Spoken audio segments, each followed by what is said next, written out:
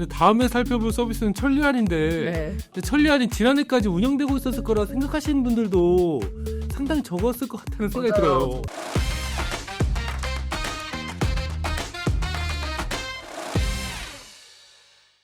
고품격 테크 방송 아웃스탠딩 쇼. 안녕하세요. 아웃스탠딩의 홍선표 기자입니다. 지난 2024년엔 스타트업들뿐만 아니라 대기업들에서도 많은 IT 서비스를 종료했는데요.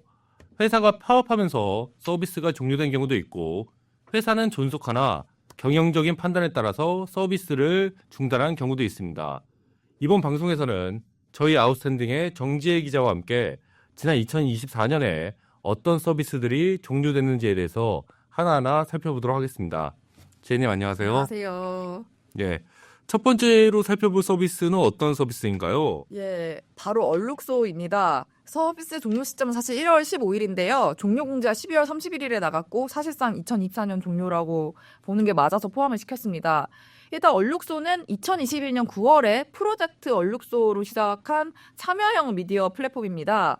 다양한 사회 이슈에 대해서 전문가하고 시민들이 이렇게 관점하고 의견을 나누는 정말 그런 장을 만들겠다는 목표를 가지고 야심차게 시작을 했고요. 또 당시에 콘텐츠를 생산하는 사람들에게 굉장히 파격적인 보상을 내놓으면서 굉장히 큰 화제를 모았었습니다. 막 정말 글을 잘 쓰고 굉장히 파장이 크면은 정말 몇백만 원까지도 받아갈 수 있는 뭐 그런 보상 서비스여가지고 굉장히 화제가 됐고 저도 한번 써볼까 그런 서비스입니다. 예. 네, 저도 기억이 납니다. 아무래도 이쪽 업계에 있다 보니까 네. 저도 좀 주의 깊게 이렇게 바라봤던 기억이 예. 나는데 창립 멤버들 자체도 굉장히 이제 화려하다는 평가가 많았던 것 같아요. 맞아요. 왜냐면 문재인 정부 당시에 청와대 디지털 소통 센터장을 맡았던 정혜승 전 대표가 설립에 참여를 했고요.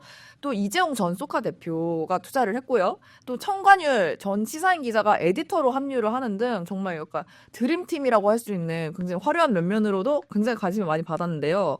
근데 이제 문제는 지속 가능한 참여 형식 그리고 비즈니스 모델을 찾지는 못했어요. 그래서 결국 2024년 6월에 보상 서비스를 중단을 했고요. 같은 해 9월에 간이 파산을 먼저 선고를 했었습니다. 그리고 이제 서비스 종료 고지를 하기에 이르렀습니다. 그렇군요. 오늘은 이제 어떤 서비스들이 문을 닫았는지만 예, 간략하게 보는 쭈루룩 거니까 살펴보는 컨셉입니다. 바로 다음 서비스로 넘어가도록 하겠습니다. 네, 그 다음에 살펴볼 서비스는 바로 2024년에 서비스를 종료한 옥소폴리틱스입니다. 옥소폴리틱스는 2020년에 설립한 동명의 정치 소셜 네트워크 서비스를 제공하는 기업인데요. 유저들로 하여금 각종 사회적 이슈에 대해서 견해를 묻는 질문들에 이제 대답을 하게 해서 자신의 정치 성향을 스스로 좀 판정하는 테스트 기능, 이게 굉장히 바이럴이 많이 됐었고요. 또 정치 성향이 같은 이용자들끼리 그룹을 형성하는 온라인 정치 커뮤니티 서비스로 좀 운영이 됐었습니다. 아, 이렇게 짧게 들었을 때는 좀 약간 재미있어 보이는 서비스이긴 한데 네. 그런데 이 서비스를 해서 어떻게 돈을 벌 수 있을지는 솔직히 좀 잘 보이지가 않네요. 그렇죠. 예, 예. 굉장히 정확한 지적이신데 그 정치 스타트업의 사례로 사실 한때 주목을 많이 받았습니다. 그리고 또 투자도 받았어요. 퓨처플레이, 헬시드, MI 소셜 컴퍼니, 그리고 오픈 워터 인베스트먼트, 넥스트랜스, 모카벤처스 요런 데로부터 투자를 유치하기도 했지만 말씀하신 대로 유의미한 수익 모델을 구축을 하지 못했고 결국 자금난으로 회사의 문을 닫아야 했습니다. 그렇군요. 네. 세 번째로 살펴볼 서비스는 어떤 서비스인가요? 2024년 12월에 종료한 순이라는 서비스인데요. 여기는 프리랜서 마켓 플랫폼인 크몽이 2018년에 런칭을 했다 닫은 건데요. 단기 아르바이트 매칭 플랫폼입니다. 아르바이트 채용, 결근 방지, 출근 내역 이런 거를 모바일로 관리할 수 있도록 돕는 서비스였습니다. 아, 그렇군요. 네. 그런데 그러면 이제 크몽 자체는 이제 잘 운영되고 있잖아요. 네, 잘 되고 있죠. 잘 운영되고 있는데 이 순이라는 그 약간 서비스만, 세부 서비스만 이렇게 문을 닫았다는 맞아요. 거죠. 네네. 그 서비스를 종료한 이유는 어떻게 되나요? 그 동네 알바, 지금 알바 이런 유사 서비스가 이후에 계속 나왔고요. 예. 알바 시장이 요즘 계속 축소가 되고 있대요. 그래서 이제 서비스를 중단한 것 같습니다. 아, 그렇군요. 다음번 서비스는 어떤 서비스인가요? 이거는 이제 잘 모르시는 분들도 있을 수 있는데 2024년 11월에 종료한 달리라는 서비스입니다. 이 달리는 온라인에서 주류를 주문을 하고 오프라인 매장에서 찾아가는 주류 스마트 오더 서비스인데요. 사실 데일리샷에 이은 업계 2위 플레이어였습니다. 하지만 서비스를 시작한 지 3년 만인 2024년에 결국 종료하게 됐습니다. 근데 업계 2위라고 하면 일단은 뭐 시장 점유율이 그렇게 나쁘진 않았을 그쵸. 것 같은데 그렇게 폐업하게 된 특별한 이유가 있나요? 예, 있습니다. 그 달리가 한때 굉장히 잘 됐었어요. 그때 이유를 보면은 서비스 초기에 이제 코로나로 인해서 혼술 이용자들이 이제 급증을 하면서 2022년 4월에 한 달 기준 주문 건수가 1만 건을 넘었다고 하더라고요. 또 2022년 7월에는 코스피 상장사인 인코스비라는 회사로부터 투자도 받았습니다. 근데 이제 문제는 사회적 거리두기가 끝나면서 이 서비스가 하락세가 계속 이어진 거예요. 그리고 그거 결국 막지 못하고 중단하게 된 케이스입니다. 그렇군요. 네. 오늘 이제 빨리빨리 진행해 보도록 하겠습니다. 다음번 서비스는 어떤 서비스인가요? 머지 포인트입니다. 머지 네, 포인트요? 이거는 뭐 예. 아마 다들 아실 텐데 2017년 서비스를 시작한 이후에 2021년 8월에 대규모 고객 환불 사태를 초래를 했었죠. 머지 포인트 사건. 그 업체별로 나뉜 음료 적립 쿠폰 그리고 적립 포인트를 하나로 이제 통합을 하겠다는 목적으로 만들어져서 2만여 곳까지 가맹점을 늘릴 정도로 굉장히 흥했던 서비스라고 할 수 있습니다. 근데 이후에 뭐 20% 할인을 내걸고 포인트 바우처를 본격적으로 판매를 하면서 이용자들을 많이 모았고요. 이후에는 연간 구독형 상품까지 내놓으면서 정말 승승장구하는 것처럼 보였습니다. 근데 문제는 이후에 갑자기 기습적으로 가맹점의 범위를 음식점으로 뭐 한정을 하고 뭐 이용률이 굉장히 높았던 편의점, 대형마트 이런 결제를 예고도 없이 일방적으로 중단을 했었습니다. 이 일을 계기로 이거 폰지 사기 아니냐, 다단계 금사기 아니냐 이런 가능성이 제기가 되면서 2022년에는 경영자들이 징역을 선고받기에 이르고요. 대부분의 서비스가 사실상 중지가 된 상태였습니다. 그래서 많은 분들이 뭐 여기가 이제 지난해 이제 문을 닫았다는 것보다 네. 지난해까지 운영됐다는 사실에 더 놀라실 분들은 적지 않을 것 사실 같아요. 저도 놀랐습니다. 예. 플랫폼이 살아있긴 했었구나 이런 생각이 들었는데요. 유명무실해진 건 맞는데 플랫폼은 살아있었고요. 물론 이제 신뢰를 대대적으로 잃어버렸기 때문에 재휴처가 대거 이탈한 상황이었고 그 이후에는 매치메이커스라는 법인이 머지 유니버스라는 브랜드로 별개 사업을 운영을 해왔습니다. 그래서 2024년 3월에 머지포인트가 앱 중단을 예고를 했어요. 그러면서 서비스를 재개할 수 있도록 도움을 주실 기업 관계자의 연락을 기다린다 뭐 이런 공지를 내걸기도 했습니다. 근데 뭐 당연히 이 공지에 답한 기업은 없었을 거고요. 그래서 결국 2024년 하반기에 서비스를 완전히 닫게 되었습니다.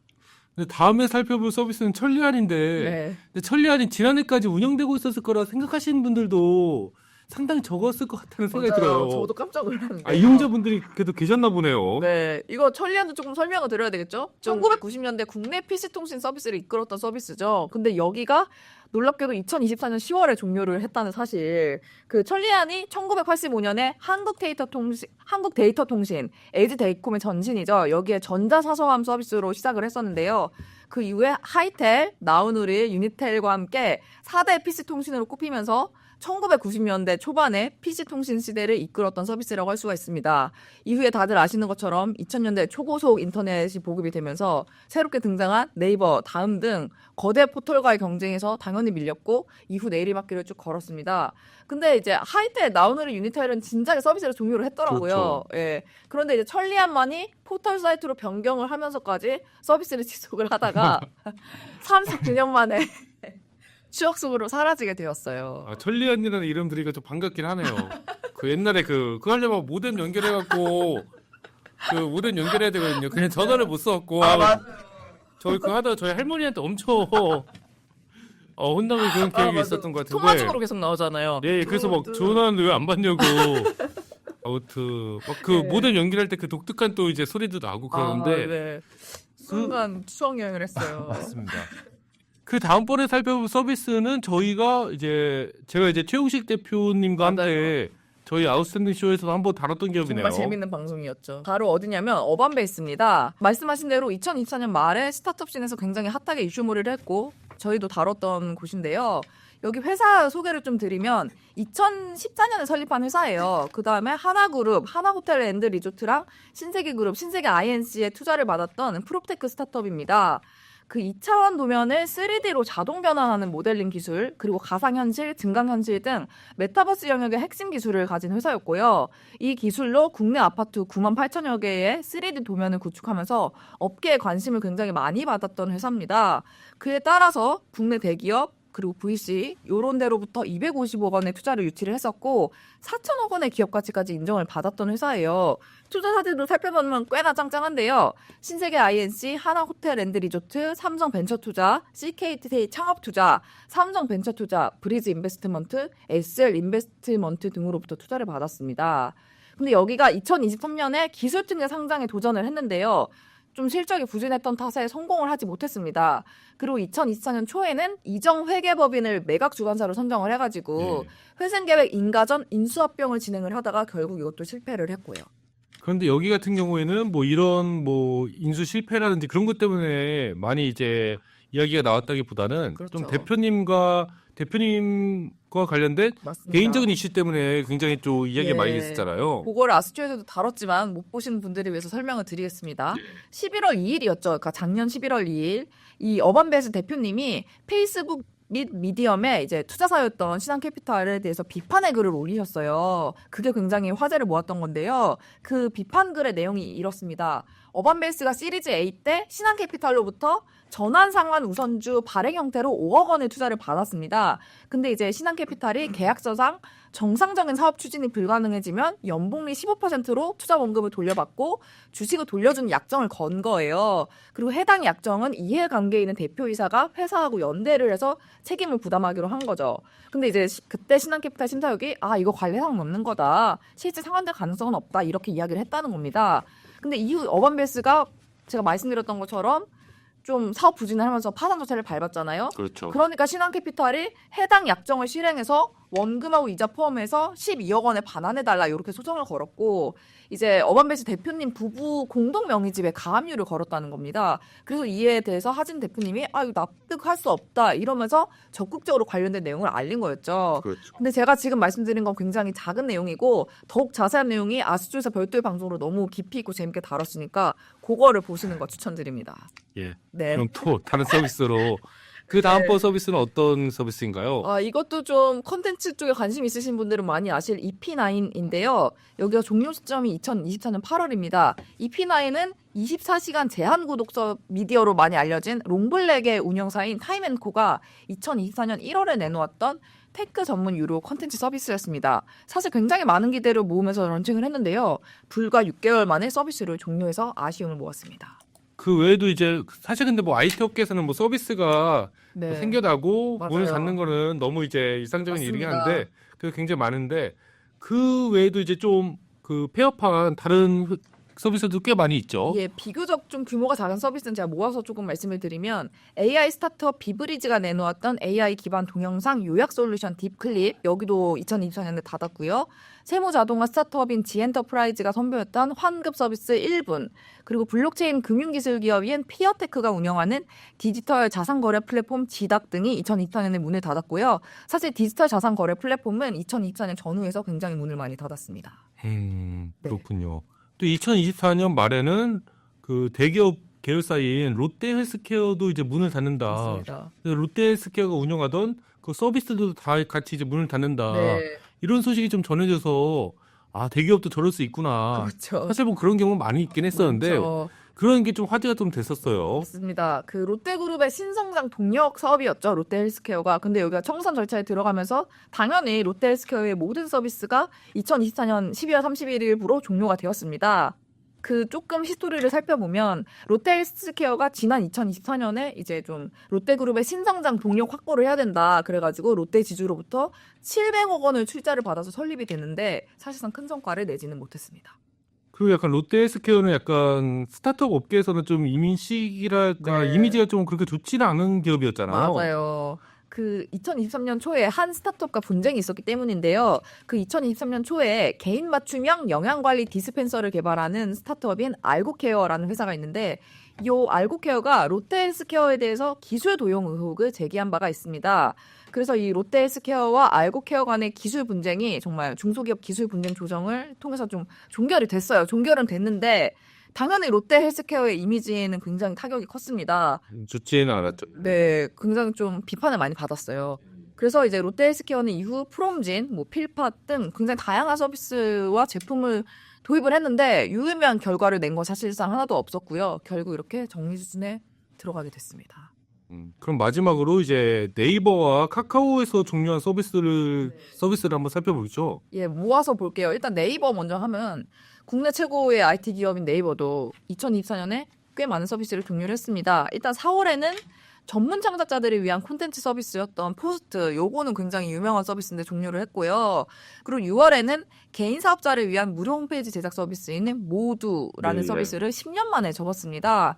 그 외에 네이버하고 두나무가 공동 운영을 해왔던 한국 프로야구협회 공식 NFT 플랫폼 크볼레트도 서비스를 종료를 했습니다. 그렇군요. 카카오도 한번 말씀해 주시죠. 예. 카카오의 그룹사들이 중단한 서비스를 제가 모아서 설명을 드리겠습니다. 일단 네. 카카오 스타일은 3월에 신사업 직잭 메이트로 종료를 했습니다. 이 직잭 메이트가 뭐였냐면 예. 1인 판매자를 위한 쇼핑몰 창업 솔루션 서비스였는데요. 근데 카카오 스타일이 2023년 10월에 글로벌 사업을 중단을 했거든요. 지그재그가 글로벌 사업을 했었는데 그러면서 이제 미국, 캐나다, 일본 같은 서비스 직잭 메이트 글로벌까지 닫았고요. 2024년에는 국내 서비스까지 종료를 한 거죠. 그래서 정리를 하면 1인 쇼핑몰 풀필먼트 사업에서는 이제 손을 완전히 뗐다라고 정리를 할 수가 있고요. 2024년 5월에는 카카오 모빌리티가 통근 셔틀 서비스를 종료를 했습니다. 이게 기업 고객하고 계약을 맺어가지고 임직원의 출퇴근을 돕는 B2B 서비스였는데 이것도 도입 3년 만에 사라지게 되었습니다. 그리고 마지막으로 카카오 엔터테인먼트를 보면 2024년 10월에 인도네시아와 대만의 웹툰 시장에서 서비스를 종료를 했습니다. 그래서 이거에 대해서 카카오 엔터 관계자는 인도네시아하고 대만 사업을 종료한 거는 글로벌 IP 사업을 이제 북미 중심으로 재편하는 과정에서 선택하고 집중하려고 어쩔 수 없이 한 것이다. 이렇게 결정의 그 배경을 밝힌 바 있습니다. 예, 알겠습니다. 제니 오늘도 방송 준비해 주시느라 고생 많으셨습니다. 예, 오늘은 저희 아웃스탠딩의 정지혜 기자와 함께 지난해 2024년에 종료된 여러 서비스들에 대해서 간략하게 훑어봤는데요. 앞으로도 저희 아웃스탠딩 쇼에서는 IT 테크 업계의 최신 이슈에 대해서 쉽고 정확하게 설명드리도록 하겠습니다. 예, 오늘 방송은 여기서 이만 마치도록 하겠습니다. 감사합니다. 감사합니다.